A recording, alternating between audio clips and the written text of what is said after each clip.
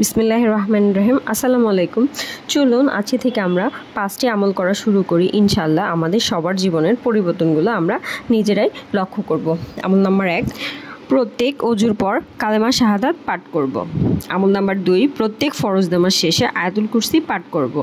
ফজিলত, যে ব্যক্তি ফরজ নামাজের পর একবার আয়াতুল কুরসি পাঠ করবে জান্নাতে যেতে মৃত্যু ছাড়া তার আর কোনো বাধা নেই। সিলসিলা সহিহ হাদিস 172। আমল নাম্বার 3, প্রত্যেক ফরজ নামাজ শেষে 33 বার সুবহানাল্লাহ, 33 বার আলহামদুলিল্লাহ, 33 বার আল্লাহু আকবার এবং একবার এই দোয়াটি পড়ব, লা ইলাহা ইল্লাল্লাহু ওয়াহদাহু লা শারীকা লাহু লাহুল মুলকু ওয়া লাহুল হামদু ওয়া হুয়া আলা কুল্লি শাইইন কাদির।